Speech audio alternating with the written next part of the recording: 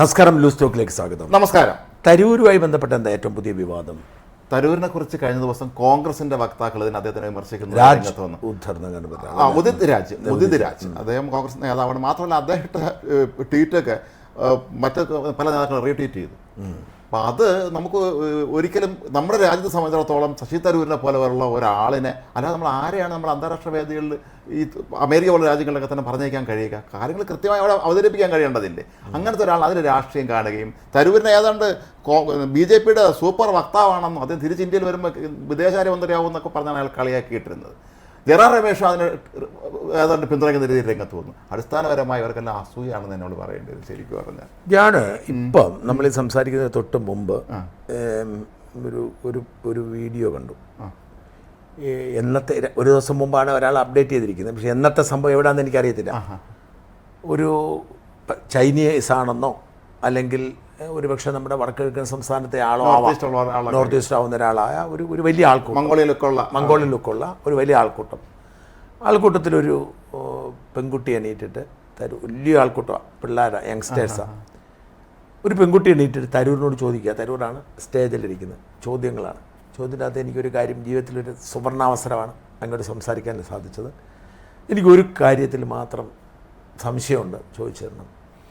അങ്ങേപോലെ ഇത്രയേറെ സൗന്ദര്യവും ഇത്രയും ചാമിങ് ആയിട്ടുള്ള ഒരു പേഴ്സണാലിറ്റിയും അതേസമയം തന്നെ ഇത്രയും ബുദ്ധിയും ഇത്രയും അറിവും ഒക്കെ ഒരുമിച്ച് എങ്ങനെയാണ് സംഭവിച്ചത്? ഇതാണ് ചോദ്യം. അപ്പോൾ ഇതിന് തരൂർ പറയുന്ന മറുപടി ഭയങ്കര മനോഹരമായിട്ട് ചിരി. ഈ മനോഹരമായ ചിരി പറഞ്ഞിട്ട് ഇങ്ങനെ നല്ല വാക്ക് പറയാൻ കഴിഞ്ഞാൽ നീ ഭയങ്കര സുന്ദരിയും മിടിക്കുകയാണ്, നിനക്ക് നന്ദി പറയുന്നു. പിന്നെ എനിക്ക് നിൻ്റെ ആദ്യത്തെ ചോദ്യത്തെക്കുറിച്ച് ഉത്തരം പറയാൻ ഒന്നേ ഉള്ളൂ, അപ്പനെ അമ്മയും തിരഞ്ഞെടുക്കുമ്പോൾ സൂക്ഷിച്ച് തിരഞ്ഞെടുക്കും. ഇതാണ് മറുപടി. അത് കഴിഞ്ഞ് അദ്ദേഹം ഈ അറിവിനെക്കുറിച്ചും ഈ പ്രസൻറ്റേഷൻ സ്കില്ലിനെക്കുറിച്ചും പറയുന്ന ഒരു വാക്കാണ്, വളരെ നാച്ചുറലാണ്. അദ്ദേഹം പറയുന്നത് ഇത് നമുക്ക് ആദ്യത്തേത് അപ്പനെ അമ്മയും നമ്മൾ തിരഞ്ഞെടുക്കുന്ന കാര്യത്തിൽ വേറെ ചെയ്യാൻ പറ്റത്തുള്ളൂ. രണ്ടാമത്തെ അറിവെന്ന് പറയുന്നത് നമ്മൾ പ്രാക്ടീസിലൂടെ നേടിയെടുക്കുന്നത്. എൻ്റെ ചെറുപ്പകാലത്ത് എനിക്ക് ധാരാളം ഞാൻ വായിക്കുമായിരുന്നു. ആ വായനയ്ക്ക് ശേഷം എനിക്കുണ്ടായ കോൺഫിഡൻസ് പറയുന്നത് ഞാൻ പ്രാക്ടീസ് ചെയ്തെടുത്താണ്. അത് റിയൽ ക്രൗഡിനോട് തന്നെ നമ്മൾ സംസാരിച്ച് റിയൽ ആൾക്കാർക്ക്, ഇപ്പോൾ നമ്മൾ കോളേജിൽ പഠിക്കുമ്പോൾ സ്കൂളിൽ പഠിക്കുമ്പോഴൊക്കെ നമ്മൾ അവരെ അങ്ങ് കൈകാര്യം ചെയ്യുക. അപ്പം ചിലപ്പോൾ നമ്മൾ പൊളിഞ്ഞു പോകും.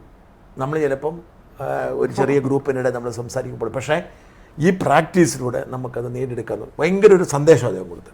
അപ്പം ഞാൻ പറഞ്ഞത് മലയാളികളല്ല എന്നുറപ്പാണ്, കാരണം ഇത് ഒരു മംഗോളിയൻ ലുക്കാണ്. ഒരു പക്ഷേ വിദേശ ക്രൗഡാവാം, നോർത്ത് ഈസ്റ്റ് ആവാം. അപ്പം ഇവിടെയൊക്കെ ഇദ്ദേഹത്തിന് ഫാൻസാണ്. ഇപ്പം ഞാൻ ഇംഗ്ലണ്ടിൽ ജീവിച്ചൊരു മനുഷ്യനാണ്. ഇംഗ്ലണ്ടിൽ തരൂരിൻ്റെ പ്രഭാഷണങ്ങളെക്കുറിച്ച് വാർത്ത ഗാർഡിയനിൽ തരൂർ അവിടെ വന്ന് അവിടുത്തെ ഹൗസ് ഓഫ് കോമൺസിൽ സംസാരിച്ചതും അവിടുത്തെ ഓക്സ്ഫോർഡ് യൂണിവേഴ്സിറ്റിയിലെ വിദഗ്ധരോടെ ഇമ്പീരിയലിസ്റ്റിക് ഇമ്പീരിയൽ ബ്രിട്ടനെക്കുറിച്ചുള്ള ഒരു വലിയൊരു പ്രഭാഷണം. ആ പ്രഭാഷണത്തിൽ ഇമ്പീരിയൽ ഹിസ്റ്റോറിയൻസിനെ എല്ലാം വലിച്ച് തുഴച്ചൊട്ടിച്ച് ഈ ബ്രിട്ടീഷുകാരെ സമ്പന്നമായി ഇന്ത്യ എങ്ങനെ ചൂഷണം ചെയ്ത് അവരുടെ ഒരു വേഷൻ, നമ്മുടെ ഈ സ്വാതന്ത്ര്യ സമരം പോലല്ല, നമ്മുടെ സ്വാതന്ത്ര്യമല്ല അവർ പറഞ്ഞു. അവരുടെ ഒരു വേഷം എന്ന് പറഞ്ഞാൽ ബ്രിട്ടീഷുകാർ വന്നതുകൊണ്ടാണ് ഇന്ത്യ സംസ്കാരം ഉണ്ടായത്, രാജ്യമായിരുന്നു, ഭാഷ ഉണ്ടായത്, ഇന്ത്യ ഒന്നിച്ചത്, വളർന്നത്, ഇംഗ്ലീഷ് വഴി അവരുടെ കൺസെപ്റ്റ്. അവർ സഹായിക്കാൻ വന്നു, പിന്നെ അതിൻ്റെ കൂടെ കുറച്ച് പ്രതിഫലം കഴിഞ്ഞു. പക്ഷെ അങ്ങനെയല്ലെന്നും ഇന്ത്യ ലോകത്തെ ഏറ്റവും സമ്പന്ന രാഷ്ട്രമായിരുന്നതും ആ ബ്രിട്ടീഷുകാരുടെ ഈ ഒരു 200 വർഷത്തെ ഭരണം കൊണ്ടാണ് എന്ന് വെച്ചാൽ ഇവരെ അവിടെ പോയി അദ്ദേഹം അവരെ ഫിനിഷ് ചെയ്ത് വിട്ടു.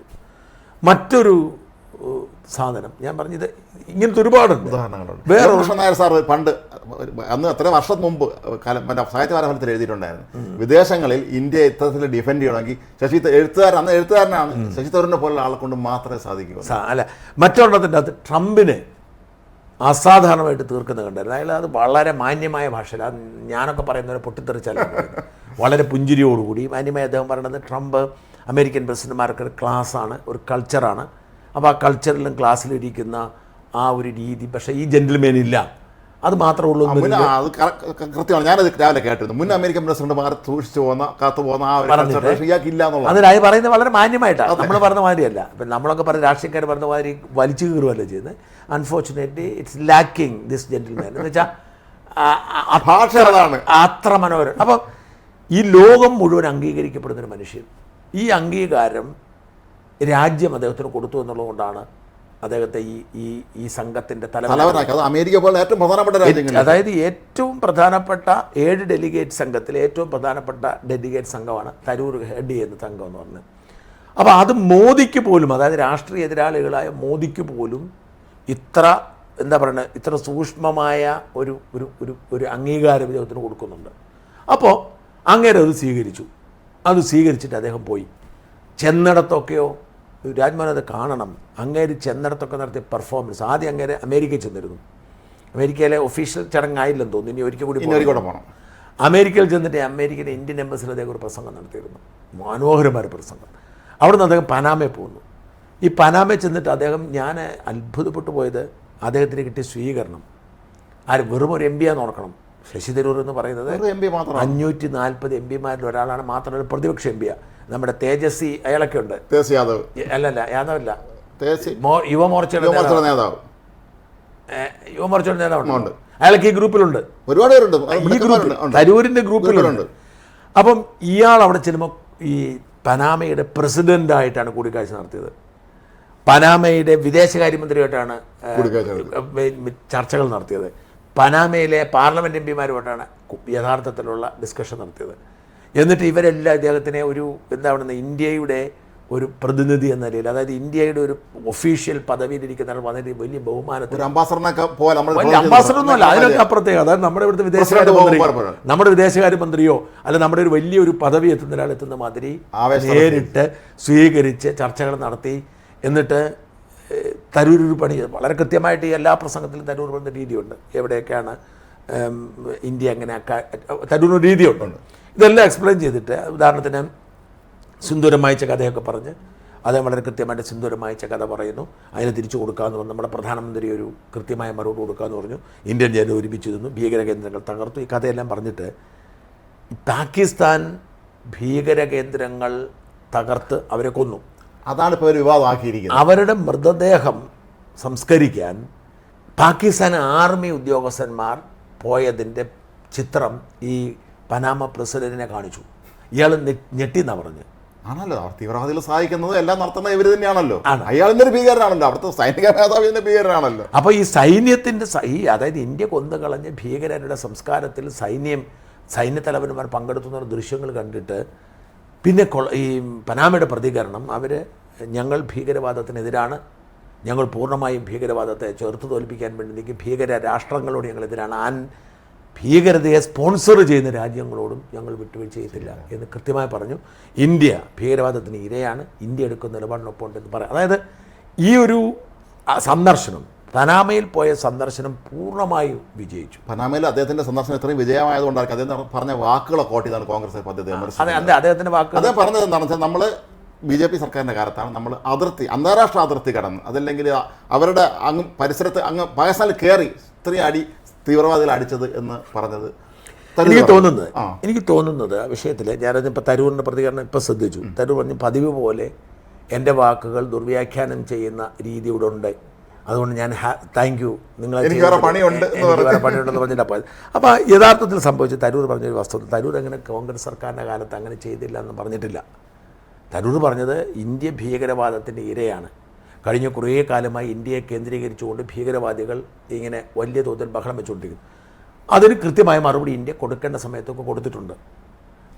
എന്നാൽ 2015-ലാണ് 16-ലാണ് ഞങ്ങൾ ആദ്യമായി അതിർത്തി കടന്നിട്ട് ആക്രമിച്ചത്. അത് തുടരുന്നു. അടിക്ക് മറുപടി. പണ്ടെന്നൊക്കെ പറഞ്ഞാൽ ആക്രമണം ഉണ്ടായാൽ അതിന് വില കൊടുക്കേണ്ടി വരും. പണ്ടത്തെ കാര്യം കുറ്റം പറഞ്ഞിട്ടില്ല. ആക്രമണം ഉണ്ടായാൽ വില കൊടുക്കേണ്ടി വരും എന്നവർക്ക് ബോധ്യമായി എന്നാണ് പറഞ്ഞത്. ഇതാണ് കോൺഗ്രസ്സുകാരെ പ്രകോപിപ്പിക്കുന്നത്. അപ്പോൾ അവർ ചോദിക്കുന്നത് നിങ്ങൾ അതാണ് ശ്രദ്ധിച്ചില്ലേ? അതെ. മാത്രമല്ല അദ്ദേഹം പറഞ്ഞ വേറൊരു കാര്യം അവർ ഇറിറ്റേറ്റ് ചെയ്തെന്ന് തോന്നുന്നു. ഈ അജ്മൽ കസബിൻ്റെ വിലാസം നമുക്കുണ്ടായിട്ട് പോലും നമ്മൾ നടപടിയെടുത്തില്ല എന്നൊരു സൂചന അദ്ദേഹം ഈ പ്രസംഗത്തിൽ പറഞ്ഞു. കഴിഞ്ഞ ദിവസം പറഞ്ഞിരുന്നു അതേ സ്ഥലത്ത്. അത് പ്രസംഗത്തിലല്ല, മറ്റേ സ്ഥലത്ത് അദ്ദേഹം പറഞ്ഞിരുന്നു എന്നാണ് കോൺഗ്രസ്സുകാർ ആരോപിക്കുന്നത്. എൻ്റെ ശ്രദ്ധപ്പെട്ടില്ല. പക്ഷേ ഇവിടെ അയാൾ പറഞ്ഞ പ്രസംഗം ഞാൻ ശ്രദ്ധിച്ചു കൊണ്ടു. അപ്പോൾ അയാൾ അതിനകത്ത് വളരെ സൂക്ഷ്മമായി പറഞ്ഞത് 2016 ശേഷം ഭീകരവാദത്തോട് ഇന്ത്യയുടെ സമീപനം കുറച്ചുകൂടി അഗ്രസീവാണ്. ഭീകരവാദികൾ നമ്മളെ ആക്രമിക്കാൻ ശ്രമിച്ചാൽ നിങ്ങൾ അതിന് വില കൊടുക്കേണ്ടി വരും എന്നവരെ ബോധ്യപ്പെടുത്തി. അതിൻ്റെ ഏറ്റവും ലാസ്റ്റ് എപ്പിസോഡായിരുന്നു സൂക്ഷ്മമായി അവരുടെ എപ്പിസെൻറ്ററുകൾ തീർത്തുകൊണ്ടുള്ള നമ്മുടെ അറ്റാക്ക് എന്ന് പറഞ്ഞു. അപ്പം ഈ എന്താ അയാളുടെ പേരെന്നെ കോൺഗ്രസ് നേതാവ് ഉദ്ധവ് രാജോ, ഉദിത് രാജ്, അയാളുടെ വക്താവാണ്. ഉദിത് രാജ് പറയുന്നത് ഇതിനു മുൻപും ഇന്ത്യ ഇങ്ങനെ ചെയ്തിരുന്നു, അത് നിങ്ങൾ മറന്നിട്ട് നിങ്ങൾ BJP യുടെ സൂപ്പർ വക്താവരുത്. പക്ഷേ ചോദ്യം ഇപ്പോൾ എല്ലാ കോൺഗ്രസ്സുകാരും പറഞ്ഞത് ഇതിന് മുമ്പും ചെയ്തിട്ടുണ്ട്. 2008 മറ്റേ ബോംബെ തീവ്രവാദി അപ്പോഴൊക്കെ പ്രതികരിച്ചില്ല എന്ന് പറയുമ്പോൾ അങ്ങനെ പ്രതികരിച്ചിട്ടുണ്ട്, അവരത് മുതലെടുക്കുക. പക്ഷേ നമുക്ക് അറിയില്ല, അതാണ് എൻ്റെ കാര്യം. അവർ പ്രതികരിച്ച് നമ്മളറിയത്തില്ല. ഇവർ പ്രതികരിച്ചിട്ടുണ്ട്, രാഷ്ട്രീയ മുതലെടുപ്പിന് ശ്രമിച്ചിട്ടില്ല എന്നൊക്കെയാണ് ഇപ്പോൾ ഇവർ പറയുന്നത്. പക്ഷേ ഇവിടെ ഒരു ചോദ്യമാണ്, സൈന്യം പ്രതികരിച്ചിട്ടുണ്ടെങ്കിൽ, പാകിസ്ഥാനെ പാഠം പഠിപ്പിച്ചിട്ടുണ്ടെങ്കിൽ, പാകിസ്ഥാൻ ഇങ്ങോട്ട് ഭീകരവാദ ആക്രമണം നടത്തി എന്നുള്ള കാര്യം നമ്മൾ അതിൻ്റെ അനുഭവസ്ഥനാണ്. അപ്പോൾ ഇങ്ങോട്ട് ആക്രമണം നടത്തിയാൽ അതിന് തിരിച്ചടി കൊടുക്കുക എന്നുള്ള നമ്മുടെ ബാധ്യതയാണ്. ജനത്തെ അറിയിക്കേണ്ട ബാധ്യത. അവരെ അറിയിക്കാതിരുന്നിട്ട് പിന്നെ ഞങ്ങൾ നടത്തിയിട്ടുണ്ടെങ്കിൽ കാര്യമില്ലല്ലോ. അതിൻ്റെ അത് കഥ. മാത്രമല്ല എനിക്ക് പലപ്പോഴും തോന്നാനുള്ള കാര്യം, കോൺഗ്രസ്സുകാർ സത്യത്തിൽ അഭിമാനിക്കണം, അവരൊരു നേതാവിനെയാണ് അങ്ങോട്ട് അയച്ചതെന്നുള്ളത്. സ്വന്തം പാർട്ടിയുടെ അതിലേക്ക് വരാം. അപ്പം ഞാൻ പറഞ്ഞത് ഇവർ അവകാശപ്പെടുന്നത് ഇവർക്ക് ഈ പ്രകോപനം ഉണ്ടാകാൻ കാര്യം ഈ അതിർത്തി കടന്ന് ആക്കണം മോദി. അതിനു മുമ്പ് ഉള്ളതായിട്ട് നമുക്കാർക്കും അറിയത്തില്ല. നമ്മൾ ആദ്യം സർജിക്കൽ സ്ട്രൈക്ക് എന്ന വാക്ക് ആദ്യം കേൾക്കുന്ന ഇപ്പോഴാണ്. നമുക്കറിയാം ഇന്ദിരാഗാന്ധിയുടെ കാലത്ത് 71 യുദ്ധസമയത്ത് നമ്മൾ അങ്ങോട്ട് കടന്ന് 70 നമ്മൾ അവിടെ ലാഹോർ വരെ കടന്നു. അപ്പോഴൊരു പ്രധാനപ്പെട്ട ചോദ്യം, ബാക്കിയെല്ലാം ആയിക്കോട്ടെ, അങ്ങോട്ടും ഇങ്ങോട്ടും വാദങ്ങളും സംവാദങ്ങളും ഉണ്ട്. ഇപ്പം നമ്മൾ കറാച്ചിയും ലാഹോറും ഒക്കെ പിടിച്ചെന്ന് പറയുന്നുണ്ടല്ലോ, എന്തുകൊണ്ട് കശ്മീർ തിരിച്ചു മേടിച്ചില്ല? അതിനുത്തരം പറഞ്ഞു. ബാക്കിയെല്ലാം പോട്ടെ. പാക് ഒക്കുപ്പൈഡ് കാശ്മീർ നമ്മുടെ ഭാഗമാണല്ലോ. അവരാ സാധനം കൈവശപ്പെടുത്തിക്കൊണ്ടിരിക്കുന്നു. നമുക്ക് ലാഹോറും കറാച്ചിയും വേണ്ട, അത് അവരുടേതാണ്. ലാഹോറിലെയും കറാച്ചിയുടെയും മേൽ നമ്മുടെ കൺട്രോൾ ഉണ്ടായപ്പോൾ നമ്മൾ എന്താ വെക്കേണ്ടത്? ഞങ്ങളിത് മാറണം എന്നുണ്ടെങ്കിൽ നിങ്ങൾ ഞങ്ങളുടെ ഭൂമി നിങ്ങൾ കൈവശപ്പെടുത്തിയിരിക്കുന്നത് തിരിച്ചറിഞ്ഞു എന്തുകൊണ്ട് പറഞ്ഞില്ല? അതിന് കൃത്യമായ ഉത്തരം പറയാതെ ഇപ്പോൾ ഇതിൽ പൊട്ടിത്തെറിച്ചിട്ട് കാര്യമില്ല. അപ്പോൾ ഞാൻ ഈ കോൺഗ്രസ്സുകാർ പറഞ്ഞു, നമ്മുടെ സ്റ്റാൻഡിനോടൊക്കെ അവരൊക്കെ പൊട്ടിത്തെറിക്കും. പക്ഷേ അത് രഹസ്യമാക്കി ചെയ്തിട്ട് കാര്യം. അപ്പോൾ അവർ പറയുന്നത് മോദി ഇതിനെ മുതലെടുക്കുകയാണ്, രാഷ്ട്രീയമേ മുതലെടുപ്പാണ്. ജനങ്ങളെ അറിയിക്കണമല്ലോ, മുതലെടുപ്പാണെന്ന് അങ്ങനെയാണല്ലോ. ഒരു അവസരം കിട്ടിയ അവർ മുതലെടുക്കാം. രാഷ്ട്രീയം എല്ലാവരും ചെയ്യും. ജനങ്ങൾ തെരഞ്ഞെടുപ്പ് പ്രചരണം നടത്തുന്നതും ഈ രാഷ്ട്രീയ പ്രവർത്തനം നടത്തും മുതലെടുക്കാൻ വേണ്ടി. അപ്പോൾ മുതലെടുക്കാൻ കിട്ടുന്ന അവസരം മുതലെടുക്കുന്നത് കുറ്റം പറയാറുണ്ട്. മുതലെടുപ്പ് മാത്രമായിട്ട് ജയിക്കുന്നതാണ് പിണറായി. അയക്ക് മുതലെടുപ്പ് മാത്രമേ ഉള്ളൂ, അല്ലാതെ സ്വന്തമായിട്ടൊന്നും ചെയ്യത്തില്ല. എന്ത് ചെയ്യുമ്പോഴും ഞാനാണ് ചെയ്തതെന്ന് പറയുന്നത്. അപ്പം അതുകൊണ്ട് ആ മുതലെടുപ്പ് എന്നുള്ള ആരോപണത്തിൽ വലിയ കഴമ്പില്ല, ഒരു കഴമ്പ് ഞാൻ കാണുന്നില്ല. പക്ഷെ ചോദ്യം ഇതാണ്, എന്തുകൊണ്ടാണ് വളരെ കൃത്യമായി ഇവർ ചെയ്യാതിരുന്നിട്ട് പിന്നെ ഇവരെന്തിനാണ് വിഷമിക്കുന്നുള്ളതാണ്. അപ്പോൾ ഇവിടെ നമ്മൾ തരൂരിലേക്ക് തന്നെ വരാം. ഇപ്പം നിങ്ങൾ പറഞ്ഞ മാതിരി തരൂര് യഥാർത്ഥത്തിൽ കോൺഗ്രസ്സുകാർ അഭിമാനിക്കുകയോ ചെയ്യേണ്ടത്. കാരണം ഞങ്ങളിതാ ഇതിനോടൊപ്പം നിൽക്കുന്നു. ഞങ്ങളുടെ നേതാവുണ്ടല്ലോ, നിൽക്കില്ല. നിങ്ങളെക്കാൾ ഏറ്റവും യോഗ്യ നേതാവ് ഞങ്ങളുടെ കൂട്ടത്തിലുണ്ട്. UN തന്നെ വലിയ പദവി വഹിച്ച് അന്താരാഷ്ട്ര തലത്തിൽ തന്നെ ഏറ്റവും അറിയപ്പെടുന്ന ഒരാളിന്, സായിപ്പിനെ പോലെ ഇംഗ്ലീഷ് സംസാരിക്കുന്നതിനും അറിയാമല്ലോ, അങ്ങോട്ട് പറയാൻ പറ്റുന്ന അഭിമാനമായിട്ട് സംസാരിക്കാൻ അറിയാം. അപ്പോൾ ഇവിടെ കോൺഗ്രസ്സുകാർ മനഃപൂർവ്വം, എനിക്ക് ഈ കോൺഗ്രസിൻ്റെ രാഷ്ട്രീയം പഠിക്കണം, കോൺഗ്രസ്സുകാർ മനഃപൂർവ്വം ചെറുതാവുകയാണ്. അപ്പോൾ ഇവർ എന്തോ കാരണത്താൽ മോദിയെയും BJP എതിർക്കുന്നത് മാത്രമാണ് രാഷ്ട്രീയം എന്ന് വിശ്വസിച്ചിരിക്കുന്നു. എതിർത്തോളൂ, BJPയുടെ നയങ്ങളെ എതിർത്തോളൂ, അദാനി എതിർത്തോളൂ, എന്നെ എതിർത്തോളൂ. പക്ഷേ രാജ്യം ഒരു ഭീകരാക്രമണത്തെ നേരിടുമ്പോൾ ആ ഭീകരാക്രമണത്തെ ഒരുമിച്ച് നിന്ന് നേരിടേണ്ട ബാധ്യതയുണ്ട്. അതിന് അങ്ങോട്ട് ഇനിഷ്യേറ്റീവ് എടുക്കും. ഇപ്പോൾ ഇസ്രായേലിലൊക്കെ പ്രതിപക്ഷം കൂടെ ചേർന്നുള്ള മന്ത്രിസഭ, അവിടെ എല്ലാവരും ഒരുമിച്ചാണ്. കാര്യങ്ങൾ അവർ വിയോജിപ്പ് ക്യാബിനറ്റ് പ്രകടിപ്പിക്കുന്നുണ്ട്. പക്ഷേ അങ്ങനെ പ്രശ്നമൊന്നുമില്ല. വിയോജിപ്പുള്ളവർ രാജിവെച്ച് പോകും, അടുത്ത ആൾ വരും, അത്രേ ഉള്ളൂ. അല്ലേ? അതെ, ഒരുമിച്ചാണ് അവിടെ എല്ലാവരും കാര്യങ്ങൾ മുന്നോട്ട് എടുക്കുന്നത്. ഇസ്രായേൽ എടുക്കുന്ന പല തീരുമാനങ്ങളോട് ഇപ്പോൾ ഈ പ്രതിപക്ഷത്തൊന്നും കക്ഷികൾ യോജിക്കുന്നില്ല. അവർ ഞങ്ങൾ വിയോജിപ്പിക്കുന്നു എന്ന് പറയുന്നുള്ളതല്ലാതെ പറ്റുള്ള ഞങ്ങളിവിടെ നിർത്തിവെക്കുമെന്ന് ഒരിക്കലും പറയുന്നില്ല. ഞങ്ങൾ വിയോജിപ്പ് അറിയിക്കുന്നത്. അപ്പോൾ ഇവിടെ ഇന്ത്യ ഈ പഹൽഗാം ആക്രമണത്തിന് കൊടുത്ത മറുപടി അതിഭയങ്കരമായ ഇമ്പാക്റ്റ് ഉണ്ടാക്കി. ഇപ്പം ഞാൻ ഈ പുതിയ പല ലേഖനങ്ങളും വിദേശകാര്യ അമേരിക്കയിലെയും ബ്രിട്ടനിലെയും ഇസ്രായേലിലെയും അതുപോലെ ഡെൻമാർക്കിലെയും ഒക്കെ വിദഗ്ധരുടെ ലേഖനങ്ങൾ വായിക്കാറുണ്ട് ഇടയ്ക്കിടയ്ക്ക്. അപ്പോൾ ഈ ലേഖനങ്ങളൊക്കെ കാണുമ്പോൾ ഇന്ത്യ എന്താ പറയുന്നത്, ഈ അക്ഷരാർത്ഥത്തിൽ ഇന്ത്യ ഈ പഹൽഗാമിന് തിരി സിന്ദൂർ ഓപ്പറേഷൻ വഴി ഇന്ത്യയുടെ കൃത്യത, മിലിറ്ററിയുടെ കൃത്യത, ഇന്ത്യയുടെ പ്രതിരോധ സംവിധാനം ഇതൊക്കെ തെളിയിച്ചു കൊടുത്തു. അമേരിക്ക അക്ഷരാർത്ഥത്തിൽ അമേരിക്ക വരച്ചു പോയത് അങ്ങനെയാണ്. കാരണം മാത്രമല്ല ഇവിടുത്തെ അവസ്ഥ കണ്ടിട്ട് ട്രംപ് അദ്ദേഹത്തിൻ്റെ മിലിറ്ററി ഓഫീസർമാരോട് ചോദിച്ചു, ഇതുപോലെ ആക്രമണം നമ്മളെ നേരെ ഉണ്ടായാൽ നേടാൻ പര്യാപ്തമാണെന്ന് ചോദിച്ചപ്പോൾ അത്ര പര്യാപ്തമല്ല. അതുകൊണ്ടാണ് ഇപ്പോൾ അവർ എത്രയോ ബില്യൺ ട്രില്യനൊക്കെ മുടക്കി പുതിയ പ്രതിരോധ സംവിധാനം വയ്ക്കാൻ പോകുന്നത്. ഇന്ത്യ കണ്ടിട്ടാണെന്നാണ് പറയപ്പെടുന്നത്. ആയിക്കോട്ടെ. അപ്പം രാജ്മോഹൻ, ഞാൻ പറയണത് ഈ തരൂര് എന്ത് ഭാവിച്ചുള്ള പോക്കാണ് തരൂർ. അപ്പോൾ ഇവിടെ നമ്മൾ അടുത്ത ചോദ്യം അതാണ്. ഇപ്പോൾ തരൂർ ഇപ്പോൾ പറയുന്നത് ഇവർ രാജ്യദ്രോഹിയാന്ന് പറയുന്നു. തരൂർ പറഞ്ഞു ഞാൻ രാജ്യത്തിനെതിരെ പറയണം. കിരൺ റിജിജു ഇറങ്ങിയിട്ടുണ്ട് രാജ്യത്തിന് ഇറങ്ങുക. അപ്പോൾ തരൂർ എന്ത് ഭാവിച്ചുള്ള പോക്കാണ്? ഇതാണ് ആദ്യത്തെ ചോദ്യം. തരൂരിൻ്റെ പ്ലാൻ എന്താണ്? അപ്പം ഞാൻ ഈ തരൂർ ക്യാമ്പുമായിട്ട് നല്ല ബന്ധമുള്ള ആളാണ്. തരൂരുമായിട്ട് തരക്കേടില്ലാതെ നമ്മൾ കമ്മ്യൂണിക്കേഷൻ നടത്തുന്ന ആളാണ്. ഞാനൊരിക്കൽ തരൂരിനോട് ചോദിച്ചപ്പോൾ അദ്ദേഹം എന്നോട് പറഞ്ഞത് എന്ത് തീരുമാനം എടുത്താലും അത് രാജ്യത്തിന് താല്പര്യം അനുസരിച്ച് എന്നോട് പറഞ്ഞു. വളരെ വ്യക്തമായിട്ട് പറഞ്ഞു, രാജ്യത്തിൻ്റെ താല്പര്യം അനുസരിച്ചായിരിക്കും നടപടി. അപ്പം സ്വാഭാവികമായി ഒരു ഊഹാപോഹങ്ങൾ പടരുകയാണ്. തരൂരിൻ്റെ ഭാവി എന്താണ്? ഒരു കാര്യം തീർച്ചയാണ്, കോൺഗ്രസ്സുകാർക്ക് തരൂരിനെ വേണ്ട. ഇത് പണ്ടും അങ്ങനെ തന്നെയാണ് കോൺഗ്രസ്സിൽ. ഒരുത്തൻ മിടുക്ക് കാണിച്ചാൽ അത് നെഹ്റു കുടുംബത്തിനെ കടത്തി വിട്ടുന്ന ഏതെങ്കിലും ഒരുത്തൻ ലോകത്തിന് വേണ്ടി തിളങ്ങുന്നു വന്നാൽ അവനെ പിടിച്ച് താഴ്ത്തിടും. അത് അവിടുത്തെ ഒരു സ്ഥിരം രീതിയാണത്. അത് അവർക്ക് വേണ്ട എന്ന് തീരുമാനിച്ചു. എന്നോട് മുതിർന്നൊരു കോൺഗ്രസ് നേതാവ് പറഞ്ഞത് തരൂരിന് മാത്രമല്ല രാഹുൽ ഗാന്ധിക്ക് അയാളെക്കാൾ തിളങ്ങുന്നതോ അല്ലെങ്കിൽ അറിവുള്ള ആളുകളെക്കാൾ ഇഷ്ടമല്ല സംസാരിക്കത്തില്ലെന്നാണ് എന്നോട് വളരെ സീനിയറായിട്ടുള്ള ഒരു കോൺഗ്രസ് നേതാവ് കഴിഞ്ഞ ദിവസം പറഞ്ഞത്. ഞാൻ ഈ തരൂരിൻ്റെ കാര്യപ്പോൾ ഞാൻ അദ്ദേഹത്തെ വിളിച്ചു, നിങ്ങൾ എന്താണ് ഇങ്ങനെ ആ മനുഷ്യനെ നിങ്ങൾ നഷ്ടപ്പെടുത്താൻ നോക്കുകയാണെന്ന് ചോദിക്കും. പക്ഷേ അതിനകത്ത് പുതുമയൊന്നുമില്ല. ഞങ്ങളുടെ നേതാവിന് അദ്ദേഹത്തെക്കാൾ കൂടുതൽ കയ്യടി നേടുന്ന ആരെയും അദ്ദേഹത്തിന് ഇഷ്ടമല്ല. അതുകൊണ്ട് 2 വർഷമായിട്ട് തരൂർ ഇദ്ദേഹത്തോട് സംസാരിച്ചിട്ടില്ലെന്നാണ് പറയുന്നത്. വളരെ ഒഫീഷ്യലായിട്ട് ചില കാര്യങ്ങൾ വർക്കിംഗ് കമ്മിറ്റിയിലും അങ്ങനത്തെ കാര്യങ്ങൾ കാണാൻ ശ്രമിച്ചപ്പോഴും അപ്പോയിൻ്റ് കൊടുത്തില്ലായിരുന്നു പറഞ്ഞത്. അപ്പോൾ ഇവർ ഈ കോൺഗ്രസ്സുകാർക്ക് എങ്ങനെയാണ് രാഷ്ട്രീയം കൈകാര്യം ചെയ്യണമെന്ന് അറിയത്തില്ല. ഈ രാജ്യത്തെ പ്രതിപക്ഷ നേതാവാണ് രാഹുൽ ഗാന്ധി. അദ്ദേഹത്തിന് ഓർമ്മയുണ്ടോ എന്ന് സംശയമാണ് പലപ്പോഴും. പ്രാദേശികമായ രാഷ്ട്രീയ കാരണങ്ങൾ, ഉദാഹരണത്തിന് അടുത്ത നിയമസഭാ തെരഞ്ഞെടുപ്പ് കേരളത്തിൽ കോൺഗ്രസ് ജയിക്കാം. ഈ കേരളത്തിൽ കോൺഗ്രസ് എന്ന പാർട്ടിയോടുള്ള താല്പര്യം കൊണ്ടല്ല, പിണറായിയോടുള്ള വിരോധം കൊണ്ട്. അതാണ്. മാത്രമല്ല ഇവിടുത്തെ ഒരു ജിയോഗ്രഫിക്കൽ എപ്പോഴും മാറി വരാറുണ്ട്. ഇപ്പം മാത്രമല്ല അങ്ങനെ അല്ല സംഭവിച്ചോളൂ. അല്ല, മാറി വരുന്നത് തീർന്നല്ലോ. അതല്ല ഞാൻ പറഞ്ഞ ഇവിടുത്തെ ഒരു മതപരമായും മറ്റും നമ്മുടെ വോട്ട് ബാങ്കിലുണ്ടായിരിക്കുന്ന ഒരു അഴിച്ചുപണി കൊണ്ട് കോൺഗ്രസ് അധികാരത്തിൽ വരാൻ സാധ്യത. പക്ഷേ ഇതൊന്നും കോൺഗ്രസിൻ്റെ നേട്ടമല്ല. അപ്പം തെലങ്കാനയിൽ അയാളുടെ ഇനിഷ്യേറ്റീവിലാണ്, മറ്റേ മുഖ്യമന്ത്രി അയാളുടെ ഇനിഷ്യേറ്റീവിലാണ് വന്നിരിക്കുന്നത്. കർണാടകയിൽ അവർ ഒരുമിച്ച് നിന്നിട്ട് ഇതൊക്കെ പ്രാദേശികമായ കാരണങ്ങളാൽ വരുന്നതാണ്. ദേശീയ തലത്തിൽ കോൺഗ്രസിന് ഇപ്പോഴും എങ്ങനെയാണ് കോൺഗ്രസ് 100 സീറ്റിലെത്തിയത്? ഉത്തർപ്രദേശിൽ BJPക്ക് ഉള്ളിലെ കുഴപ്പം കൊണ്ടുണ്ടായത്. അല്ലെങ്കിൽ കോൺഗ്രസിൻ്റെ എണ്ണം 40 സീറ്റ് കുറച്ച് ഒറ്റയടിക്ക് പറഞ്ഞില്ലേ? 40-50 സീറ്റ് കുറഞ്ഞ് 40-50 സീറ്റ് കുറഞ്ഞ്. അതുകൊണ്ട് ഇപ്പോഴും കോൺഗ്രസ് ഈ 100 സീറ്റിൽ നിന്നും 200 സീറ്റിലേക്ക് വരാമെന്നുള്ള കോൺഗ്രസ് സ്വപ്നം വെറുതെയാണ്. കാരണം അത്തരം ഒരു പക്വത കോൺഗ്രസിന് ഉണ്ടായിട്ടില്ല.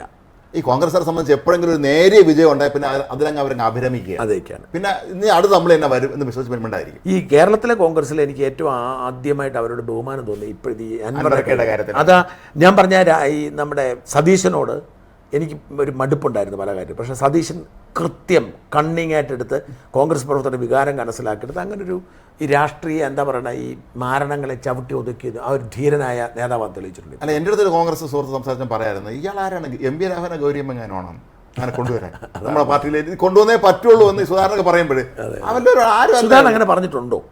വെറുതെ വ്യാഖ്യാനിക്കുന്നതാണ്. സുധാകരൻ പറഞ്ഞത് സുധാകരനും ആണ് അൻവറെ പിണക്കി വിടണ്ട. അത്യാവശ്യം ബലമുള്ള അല്ല, അത്യാവശ്യം ബലമൊന്നുമല്ല, എല്ലാവരും ഒരു മുസ്ലിം ലീഡറാണ്. പിന്നെ അയാൾ അങ്ങനെ കുഞ്ഞാലിക്കുട്ടി നിലപാടാണ്, അയാളെ പിണക്കി വിടണ്ട. പക്ഷെ അയാൾ പറഞ്ഞ മാതിരി 2 സീറ്റും മന്ത്രിസ്ഥാനമൊന്നും കൊടുക്കാൻ ഇവരാരും സമ്മതിക്കത്തില്ല. അയാൾക്കൊരു സീറ്റ് കൊടുക്കാം. എന്തിനാണ് പിണക്കുന്നത്? ഇപ്പം നമ്മളിവിടെ സ്ഥാനാർത്ഥിയെ പ്രഖ്യാപിച്ചു, ആ സ്ഥാനാർത്ഥി തന്നെയാണ്. പിന്നെ ഇയാൾ എന്തിനാ ഇറിറ്റേറ്റ്? ശത്രുക്കളില്ല എന്നാണ് പൊതുവെ. അതാണ്. എനിവേ, അപ്പം തരൂരിൻ്റെ നീക്കം എന്താണ് എന്നുള്ളതാണ് പ്രധാനപ്പെട്ട ചോദ്യം. ഞാൻ ഈ തരൂരിൻ്റെ ഞാൻ മനസ്സിലാക്കുന്നത് തരൂർ വളരെ ശക്തമായ ദേശീയ നിലപാടാണ് എടുക്കുന്നത്. അതായത് തരൂർ കള്ളം പറയുന്ന ആളല്ല. തരൂര് അബദ്ധം പറ്റിക്കുന്നത്. അവൻ ഒരൊറ്റ അബദ്ധമേ ഈ തരൂരിനെ ഞാൻ ഈ ഒരു 15-20 കൊല്ലമായിട്ട് വീക്ഷിക്കാൻ തുടങ്ങിയിട്ട് ഒരബദ്ധമേ തരൂർ കാണിച്ചിട്ടുള്ളൂ. അത് പിണറായി വിജയൻ നല്ല സർക്കാരാണ് ആരും എഴുതി കൊടുത്ത പറഞ്ഞു. ആ ഒരൊറ്റ അബദ്ധം മാത്രമേ തരൂരിന്, അല്ലാതെ അബദ്ധം പറ്റുന്ന ആളല്ല. എഡിറ്റ് സംസാരിക്കുന്ന ആളാണ് അദ്ദേഹം. എഡിറ്റ് സംസാരിക്കുന്ന ആൾ. അപ്പോൾ തരൂരിപ്പം രണ്ടും കൽപ്പിച്ച് കോൺഗ്രസുമായി വിമത വേഷത്തെ തന്നെ പോകുക. അതുകൊണ്ടാണ് ഇപ്പം തരൂർ ഇങ്ങനൊരു നിലപാടെടുത്തതും ഇത്രയും ചൂടായി പോകുന്നത്. കാര്യം രണ്ടും കൽപ്പിച്ചൊരു പോക്കാണ്.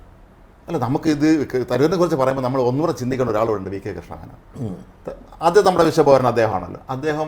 അദ്ദേഹത്തിൻ്റെ ചോരക്കൊണ്ട് ദാഹിച്ച ഒരു കോൺഗ്രസ് തന്നെയാണ് ഉണ്ടായിരുന്നത്. അവസാനം അദ്ദേഹത്തിന് പെടുത്തിയ പാട് നമ്മൾ ചൈന യുദ്ധത്തിൻ്റെ എല്ലാ ഉത്തരവാദിത്വം അദ്ദേഹം തലയിൽ വെച്ച് കെട്ടി. ഇതേ മനുഷ്യനാണ് ഐക്യരാഷ്ട്രസഭയിൽ ഇതുപോലെ തരൂർ പോയതുപോലെ ചെന്നിട്ട് 8 മണിക്കൂർ തുടർച്ചയായിട്ട് പാകിസ്ഥാനെ പ്രസംഗിച്ചത്. അവിടെ അന്ന് പാകിസ്ഥാൻ്റെ വിദേശകാര്യ മന്ത്രി ഫൂട്ടോയായിരുന്നു.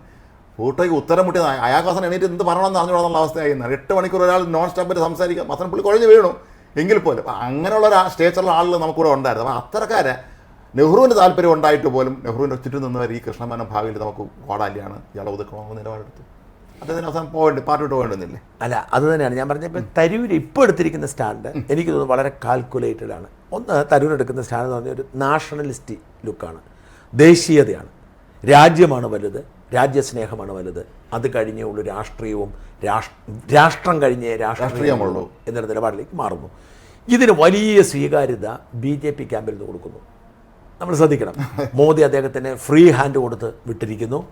അദ്ദേഹത്തെ ഇപ്പോൾ എയർപോർട്ടിൽ കാണുമ്പോഴത്തേക്കും മോദി അദ്ദേഹത്തെ വിളിക്കുന്ന ഒരു ലുക്കുണ്ട് തിരുവനന്തപുരത്ത്. അപ്പോൾ ആ വിളിക്കുന്ന ആ ഒരു ശരീരഭാഷയുണ്ട്. മറ്റാരെയും മുഖ്യമന്ത്രിയൊക്കെ കാണുമ്പോൾ കാണിക്കുന്ന ശരീരഭാഷയല്ല തരൂരിനെ കണ്ടപ്പോൾ. മോദിയുടെ ഉള്ളിൽ അദ്ദേഹത്തോടുള്ള ബഹുമാനവും ഇഷ്ടവും കാണുന്നു. എന്നിട്ട് അദ്ദേഹത്തെ ദൗത്യമായിട്ട് എടുക്കുന്നു. അപ്പോൾ ഇനി തരൂരിനെ സംബന്ധിച്ചിടത്തോളം കോൺഗ്രസിൽ ഒരു പേരിന് വേണ്ടി ഒരു വർക്കിംഗ് കമ്മിറ്റി അംഗമായിട്ടിരിക്കുന്നു. രാഹുൽ ഗാന്ധിയുടെ മിണ്ടാൻ പോലും കഴിയാത്ത സ്ഥലത്തിൽ തരൂർ നാളെ ഇവിടെ ഒരു MP ആയിട്ട് ജയിച്ചു പോകുന്ന അടുത്ത തവണ അഥവാ രാഹുൽ ഗാന്ധി പ്രധാനമന്ത്രിയാകുന്ന കരുതുക, ഒരു കാരണവശാലും തരൂരിനെ മന്ത്രിയാക്കില്ല, അടുപ്പിക്കത്തില്ല. അതോടെ തീർന്നു. അതെ, കഴിഞ്ഞോളം തന്നെ ജയിച്ചു വന്നപ്പോൾ എന്താണ് സഹമന്ത്രിയാക്കിയത്. ഇതൊരു കോൺഗ്രസിൽ സ്ഥിരം ചെയ്താണ്. ഒരു ഉദാഹരണം ഇവിടെ പറഞ്ഞേക്കാം. KR നാരായണനെ പോലെ ഇത്രയും വലിയൊരാൾ അദ്ദേഹം ഇവിടെ നിന്ന് 84 ജയിച്ചു പോയി ചെന്നപ്പം കേന്ദ്രത്തിലെ ശാസ്ത്ര സാങ്കേതിക വകുപ്പ് സഹമന്ത്രിയാണ്. സത്യമായി ഇന്ത്യയുടെ വിദേശകാര്യമന്ത്രിയാക്കേണ്ട ആളല്ലായിരുന്നു. ഇന്ത്യയുടെ അംബാസഡർ ആയിരുന്നു. ഇത്രയും പ്രഗത്ഭനായ ഒരാളിനെ അതെന്നെ പറയാനില്ല. അദ്ദേഹം പ്രസിഡന്റായി എന്നതിന്റെ തെളിവ് തന്നെ അദ്ദേഹം മിടുക്കനായതാണ്. അപ്പം ഇതാണ് കോൺഗ്രസിന്റെ രീതി. അപ്പോൾ തരൂര് ഒരു കാര്യം ഞാൻ മനസ്സിലാക്കുന്നു, വളരെ കൃത്യമായി മനസ്സിലാക്കുന്നു, തരൂര് കോൺഗ്രസ് വിടുകയാണ്. ഈ കാര്യത്തിൽ തർക്കമൊന്നും വേണ്ട. ആ കോൺഗ്രസ് വിടുന്നത് തരൂർ നോക്കിയിരിക്കുന്നത്, ഞാൻ റീഡ് ചെയ്ത് മനസ്സിലാക്കുന്നത്, തരൂർ നോക്കിയിരിക്കുന്നത് പുറത്താക്കട്ടെ എന്നുള്ളതാണ്. അവർ പുറത്താക്കേണ്ടത്. അതേസമയം തരൂർ ഈ പുറത്താക്കുന്നത് വരെ അല്ലെങ്കിൽ കോൺഗ്രസ് നിൽക്കുന്നത് വരെ BJPയെ കുറിച്ച് ഒരു അക്ഷരം പറയത്തില്ല, BJP വിമർശിക്കത്തില്ല, BJPക്ക് അനുകൂലമായി സംസാരിക്കത്തില്ല. തരൂർ രാജ്യത്തെ ഉയർത്തിപ്പിടിക്കുന്നു. മോദി സർക്കാർ ചെയ്യുന്ന നല്ല കാര്യങ്ങൾ പോലും മോദിയുടെ പേര് പറയാതെ ഇന്ത്യ അപ്പോൾ ആ ദൗത്യം തരൂരിനെ ഏൽപ്പിക്കുന്നു. ആരെ? മോദി സർക്കാർ തരൂരിനെ രാജ്യത്തിൻ്റെ അംബാസഡറായി വിടുകയാണ്. ഈ രാജ്യ സാധനവും കോൺഗ്രസ്സുകാരനെ നിന്നുകൊണ്ട് ബഹളം വെക്കുമ്പോൾ കോൺഗ്രസ്സുകാർക്ക് അയാളെ പുറത്താക്കാൻ പറ്റുമോ എന്നുള്ള പ്രശ്നം. കോൺഗ്രസ്സുകാർ പുറത്താക്കി കിട്ടിയാൽ വലിയ രക്തസാക്ഷിയായി. കോൺഗ്രസ്സുകാരികളെ പുറത്താക്കുമല്ലോ ഉള്ളത് മാത്രമാണ് പ്രശ്നം. ഇനി പുറത്താക്കിയില്ലെന്ന് വെച്ചോളൂ. പുറത്താക്കിയില്ലെങ്കിലും കോൺഗ്രസ്സുകാർ നിരന്തരം ഈ പറഞ്ഞ ഉദിത് രാജ് പറഞ്ഞത് മാതിരി എന്തെങ്കിലുമൊക്കെ പറഞ്ഞുകൊണ്ടിരിക്കുന്നു വരും. നിരന്തരം ഇനി ശശി തരൂർ ഇത്തരം സാഹചര്യങ്ങളിൽ ചാടിയിറങ്ങും, ഇത്തരം അഭിപ്രായങ്ങൾ പറയും, ഇത്തരം നിലപാടുകൾ പ്രഖ്യാപിക്കും. മോദി സർക്കാരുമായി സഹകരിച്ച് അദ്ദേഹം രാജ്യത്തിന് വേണ്ടി പ്രവർത്തിക്കും. ഒരു സംശയവും വേണ്ട. വലിയ ദൗത്യങ്ങൾ ഏൽപ്പിച്ചുവിടും. ഐക്യരാഷ്ട്രസഭയിലേക്ക് ഒരു പക്ഷേ മോദി ഇന്ത്യയുടെ പ്രതിനിധിയായി അയച്ചാൽ പോലും അത്ഭുതപ്പെടേണ്ടതില്ല. അത് അടുത്ത സ്റ്റേജിൽ സംഭവിക്കും. അപ്പോൾ ഇവിടെ പക്ഷേ തരൂരിൻ്റെ സ്വപ്നം എന്ന് പറയുന്നത് എന്താണ്? ഇതല്ല, ഇതിനപ്പുറത്തേക്കാണ്. കേന്ദ്രത്തിലൊരു ക്യാബിനറ്റ് മന്ത്രി അല്ലെങ്കിൽ ഇവിടെ. അപ്പോൾ അതുകൊണ്ട് ഞാൻ മനസ്സിലാക്കുന്നത് ഒരു പക്ഷേങ്കിൽ തരൂരെ ഒരു എങ്ങനെ കേരളത്തിൻ്റെ അടുത്ത നിയമസഭാ തെരഞ്ഞെടുപ്പിൽ കേരളത്തിൻ്റെ മുഖ്യമന്ത്രിയാവുക എന്ന ലക്ഷ്യത്തിൽ തരൂർ നീക്കം നടത്തും. ആ തരൂർ അതിനുവേണ്ടി നേരത്തെ ഒരു ശ്രമം നടന്നിരുന്നു. അതിന് വലിയ കയ്യടി കിട്ടി, എല്ലാവരും പോയി കണ്ടിരുന്നു, എല്ലാവരും കണ്ട് സ്വീകാര്യത കിട്ടി. പണി കിട്ടിയത് എവിടെയാണെന്ന് വെച്ചാൽ ഹമാസിനെ ഭീകര സംഘടന എന്ന് പറഞ്ഞുകൊണ്ട് എല്ലാവരും മുസ്ലിം കമ്മ്യൂണിറ്റി അങ്ങ് പിന്മാറി. അങ്ങനെ ലീഗിൻ്റെ പിന്തുണ നഷ്ടപ്പെട്ടു. അതോടുകൂടി തരൂരിൻ്റെ ആ നീക്കം പൊളിഞ്ഞുപോയി. തരൂർ വാസ്തവത്തിൽ കേരളത്തിലെ മുഴുവൻ പേരെയും കയ്യിലെടുത്ത് കോൺഗ്രസിൻ്റെ ലീഡറാവാൻ ലീഗിൻ്റെ പിന്തുണയുടെ കളിച്ചാണ്. പക്ഷേ അത് പറഞ്ഞുകൊണ്ട് പോയി. തരൂർ അങ്ങനെ പറയാതിരിക്കാൻ പറ്റത്തില്ല. അതാണ് തരൂര്. പിന്നെയും ആവർത്തിച്ചില്ല, അബദ്ധം പറ്റൊന്നുമല്ല. തരൂർ പിന്നെയും ബുദ്ധിമാനാണ്. അപ്പോൾ ഈ സാഹചര്യത്തിൽ തരൂർ എന്താ ചെയ്യാൻ പോകുന്നതെന്ന് വെച്ചാൽ ഞാൻ മനസ്സിലാക്കുന്നതനുസരിച്ച് കേരളത്തിൽ തരൂരിന് സാമുദായിക നേതാക്കൾക്കിടയിൽ സ്വീകാര്യതയുണ്ട്. NSSലുണ്ട്, കത്തോലിക്ക സഭയിലുണ്ട്, മാർത്തോമാ സഭയിലുണ്ട്, എല്ലാ മത നേതാക്കൾക്കും തരൂരിനോട് ബഹുമാനമാണ്. ഈ തരൂര് ഒരു പക്ഷേങ്കിൽ തരൂരിൻ്റേതായ രീതിയിൽ ഒരു രാഷ്ട്രീയ പാർട്ടി ഉണ്ടാക്കിക്കൂടാഴികയില്ല. കെ സുധാകരനും MK രാഘവനും ഒക്കെ അടങ്ങുന്ന ഒരുപാട് ആളുകൾ തരൂരിനോട് നിൽക്കും. ചെറുപ്പക്കാർ ഒരുപാട് പേര് നിൽക്കും. അപ്പോൾ പ്രശ്നം ഇത്രേ ഉള്ളൂ. അപ്പോഴും ഇവിടെ കേരളത്തിൽ ഒറ്റയ്ക്ക് തരൂരിന് ഒരു രാഷ്ട്രീയ പാർട്ടി ഉണ്ടാക്കി ഭരിക്കാൻ പറ്റുമോ? പ്രയാസമാണ്. എൻ്റെ കാരണം എന്ന് വെച്ചാൽ ഈ രാജീവ് ചന്ദ്രശേഖർ BJPയുടെ സംസ്ഥാന പ്രസിഡന്റ് ആയതോടുകൂടി BJPക്ക് അനുകൂലമായി ഒരു വലിയൊരു വേവ് ഉണ്ടായിട്ടുണ്ട്. അതിന് മുമ്പുള്ള കാലഘട്ടത്തിലായിരുന്നു വിജയിച്ചേനെ. ഈ സുരേന്ദ്രൻ BJP സംസ്ഥാന പ്രസിഡന്റ് ആയിരുന്ന കാലഘട്ടത്തിലായിരുന്നെങ്കിൽ പെട്ടെന്ന് തരൂർ ഒരു പാർട്ടി ഉണ്ടാക്കിയാൽ ഇപ്പോൾ എന്നാ പ്രശ്നം വെച്ചാൽ നിഷ്പക്ഷമതികളിൽ വലിയൊരു ഭാഗം BJPക്കൊപ്പം അവർക്ക് മോദിയോടുള്ള ഇഷ്ടമുണ്ട്, രാജീവ് ചന്ദ്രശേഖർ ഇഷ്ടമുണ്ട്. അതുകൊണ്ട് BJP എങ്ങനെ പോയാലും ഈ പറയുന്ന ഒരു 15-20% വോട്ട് പിടിക്കുന്ന അവസ്ഥയുണ്ട്. അപ്പോൾ തരൂർ ഒരു പാർട്ടി ഉണ്ടാക്കി വന്നാൽ നമ്മുടെ ആം ആദ്മി പാർട്ടി മത്സരിച്ച ഒരു സാഹചര്യം ഉണ്ടാവുകയും CPM വീണ്ടും അധികാരത്തിൽ വരുന്ന സാഹചര്യം ഉണ്ടാവുകയും ചെയ്യും. കാരണം എന്ന് വെച്ചാൽ ഈ പിണറായി വിരുദ്ധ വോട്ടുകൾ തരൂരിലേക്ക് പോകും, BJPയുടെ വോട്ട് കാര്യമേ കുറയും. അപ്പം ഇവിടെ ഡെഫിനറ്റ്ലി UDF ദുർബലമാകും, ജയിക്കാൻ പോകുന്നത് പിണറായി ആയിരിക്കും. അല്ലെങ്കിൽ തരൂർ എന്ത് ചെയ്യണം, BJPയുമായിട്ട് ധാരണയുണ്ടാക്കി ഒന്നുകിൽ BJPയുടെ ഭാഗമായിട്ട് വരണം, അല്ലെങ്കിൽ ഒരു സ്വതന്ത്ര പാർട്ടി ഉണ്ടാക്കി BJPയുടെ ധാരണ. മറ്റുള്ള സംസ്ഥാനങ്ങൾ അങ്ങനെ സംഭവിക്കാറുണ്ടല്ലോ, ഒരു ധാരണ ഉണ്ടാക്കിയാലും അപ്പോഴും പ്രശ്നമുണ്ട്. കാരണം തരൂരുണ്ടാക്കുന്ന പാർട്ടിയെ ഇവർ വലിയേട്ടനെ അംഗീകരിക്കുമോ? ഇപ്പം മറ്റ് സംസ്ഥാനങ്ങളിൽ ഇപ്പം ഞാൻ പറയും, ഒഡീഷയുടെ കാര്യം എടുക്കുക. BJPയുടെ സ്റ്റൈൽ എന്താണ്? ബിജു ജനതാദളിൻ്റെ കൂടെ കൂടി പതിയെ പതിയെ പതിയെ പതിയെ പതിയെ പതിയെ അതിന് വിഴുങ്ങി തോറ്റുപോയി, സെപ്പറേറ്റ് മത്സരിച്ചു. ബംഗാളിൽ എന്താണ്? ബംഗാളിൽ അവിടെ കൂടി കൂടി കൂടി കൂടി കൂടി വന്നിട്ട് ഇപ്പം അവർ ടോപ്പായി. അപ്പോൾ അതുകൊണ്ട് ഇവിടെ തരൂരുണ്ടാക്കുന്ന ഒരു പാർട്ടിയെ ഇവർ ജൂനിയർ പാർട്ണറായി കൂട്ടും എന്നല്ലാതെ ഒരു സീനിയർ പാർട്ണറായി കൂട്ടുമെന്നില്ല.